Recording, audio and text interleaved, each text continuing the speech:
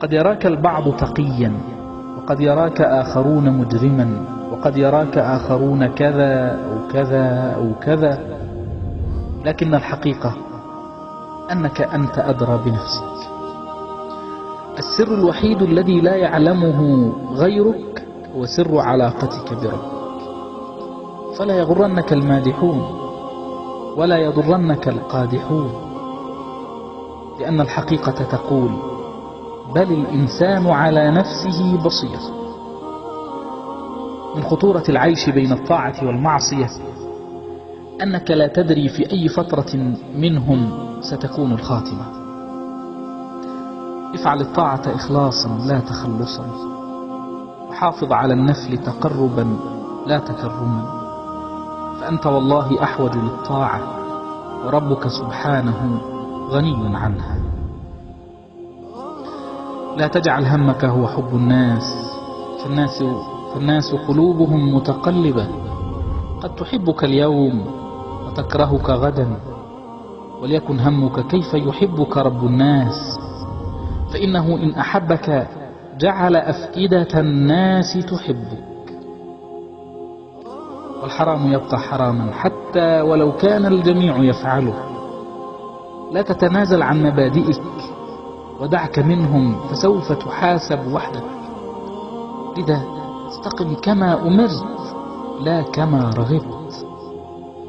اجعل لنفسك خبيئة وسريرة لا يعلمها إلا الله، فكما أن ذنوب الخلوات مهلكات، فكذلك حسنات الخلوات منجيات. لقد رضي الله عن المؤمنين إذ يبايعونك تحت الشجرة. فلا تشغلك الأماكن الفارهة، فإن أعظم مؤتمرات التاريخ كانت تحت شجرة. اللهم إني فوضت أمري إليك. قال أحد العلماء: إني أدعو الله في حاجتي، فإذا أعطاني إياها فرحت مرة، وإذا لم يعطني إياها فرحت عشرات المرات، لأن الأولى اختياري، والثانية اختيار الله علام الغيوب. جميلة هي الثقة برب العباد، والله يعلم وأنتم لا تعلمون. تلك إجابة شافية لقولنا: لماذا يحدث ذلك لي؟ لأن الله يعلم ونحن لا نعلم. خروج بعض الناس من حياتك أو دخولهم إليها رحمة من ربك، رحمة لا ندركها إلا مع الوقت.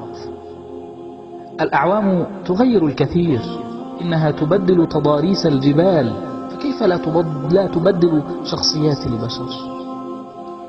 لو علمنا كيف نغرق في الأجر بعد المحن لما تمنينا سرعة الفرج. لم يأخذ منا إلا ليعطينا، فاستقبلوا الأقدار بقولنا وقولكم الحمد لله. كان السلف الصالح يتواصون بثلاث كلمات لو وزنت بالذهب لرجحت به. الأولى: من أصلح ما بينه وبين الله أصلح الله ما بينه وبين الناس. والثانية: من أصلح سريرته أصلح الله علانيته.